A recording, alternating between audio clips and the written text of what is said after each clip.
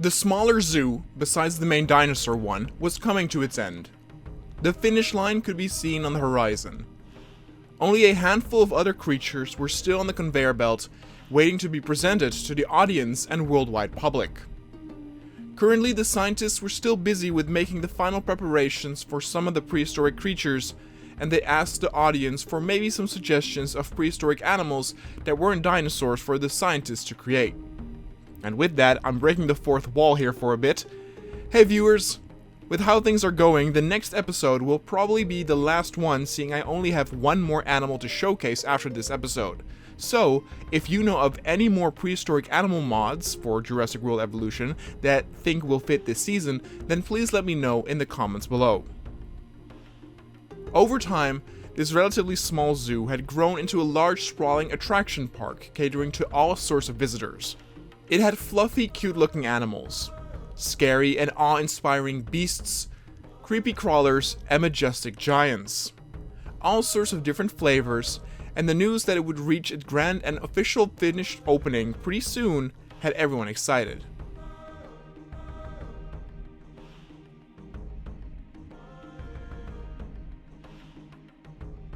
But until that time arrived, more animals would need to be brought over. The latest addition was the Gigantopithecus, the giant primate.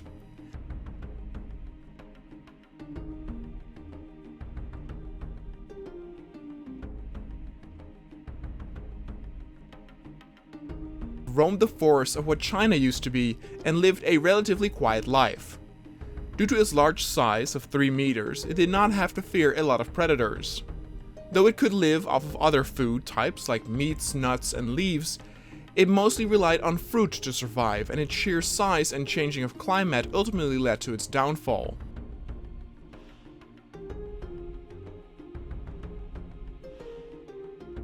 It simply was not able to secure enough food for itself, thereby actually having the smaller ones being able to survive an evolution doing the work into making smaller primates like we know today. In many cases, the Darwin theory of survival of the fittest means that the biggest and strongest survive. But in this case, it can also be said that a species can actually become too big to where it cannot sustain its own needs or body.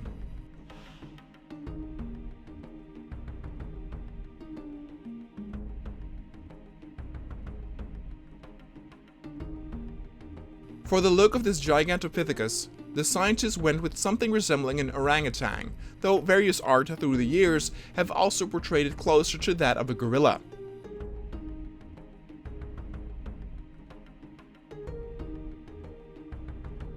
The red hue of its fur shined beautifully in the sun, and even though these were ancient animals, nothing changed in terms of their need to be with other species of their own.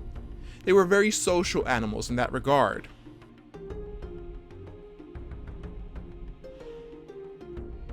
A few of the scientists showed some concerns with these creatures, as they were of course able to use their motor functions a bit better than most other animals in the park. They could easily grab things like the fence and tear it down, so extra care was being taken on using the behavior prohibitors to make sure things stayed peaceful.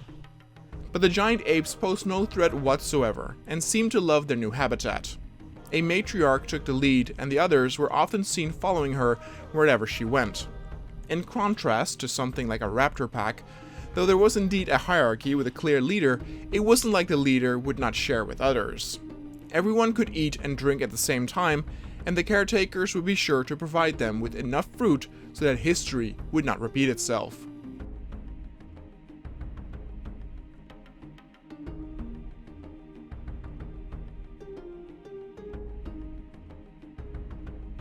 The next animal that would be introduced had already seen the light of day in the main dinosaur zoo, and would now also be added here. The Estomenosuchus was still one of the most bizarre looking creatures here.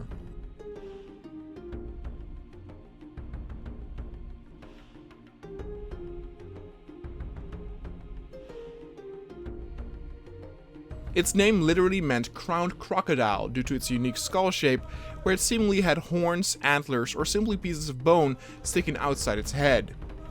There have been many discussions and many doubts about whether they were indeed horns or antlers, but for this particular creation, the scientists went with that theory. There are some that mean that this creature resembled more of a modern cow than what we see in most books and other art.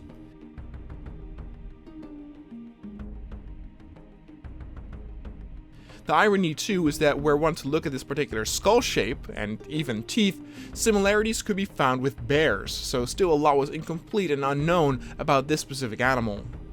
There have been many incomplete specimens found, so the scientists themselves were also kinda grasping in the dark. The Estomanosuchus was an omnivore, with these species yet again emphasized by its teeth since it had sharp fangs for cutting up and chewing up meat, but also had more flat ones in the back to where it could crush leaves, fruits, and nuts.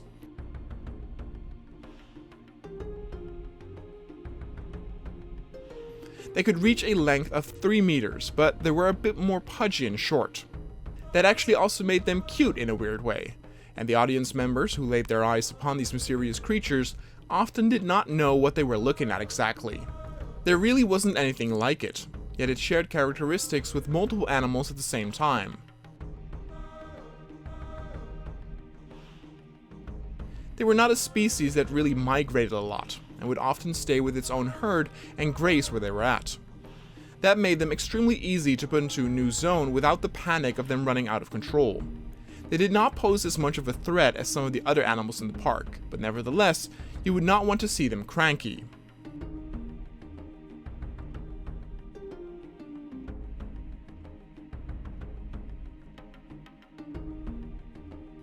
And now with these new additions to the park, it was time for another highlight. Maybe the highlight to many, as the mammoths would finally be added to the park, a staple and assurance that had been coming for several months already.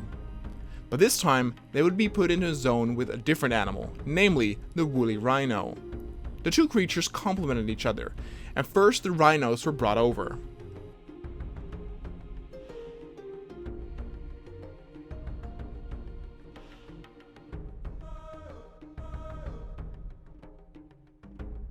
The rhinos still make quite the impression, with their large nose horns demanding respect. The color variation depended on a darker fur or brighter, closely resembling the gray and whiteness we know from modern rhinos today.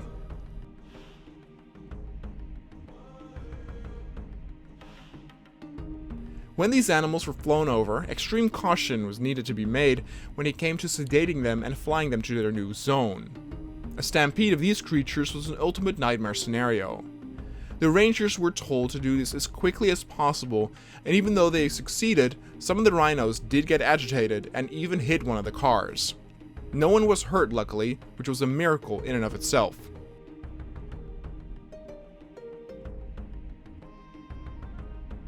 And so the rhinos were then transported to the new zone and could explore it to their heart's content, since it would still take a while before the mammoths would join them.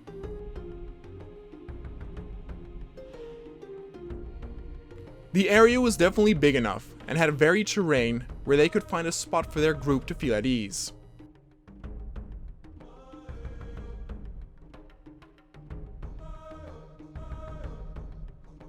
And so with the rhinos situated and not going into a full panic attack, green light was given to fly over the majestic mammoths.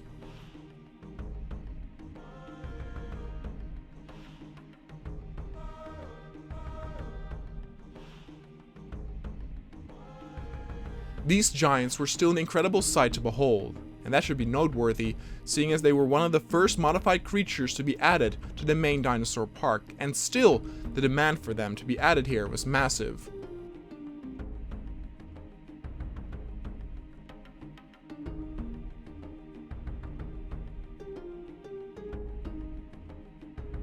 Five were flown over, and the rangers were told to use the same precautions when it came to sedating them. Chances were more likely that the darts would feel like mosquito bites to these mammoths, but nevertheless they had to be careful.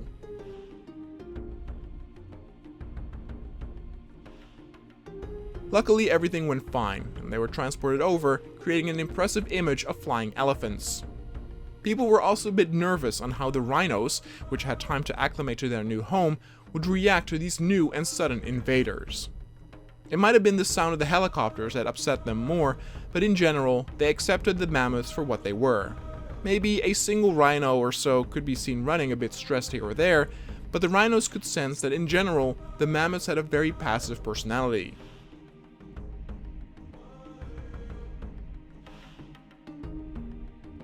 All they cared about was just slogging around, drinking water, and eating some delicious leaves. And with that, these iconic animals were paired up, and the people loved it. The zone they were put in was massive, but both species were so gigantic that a sight of them was pretty much always guaranteed.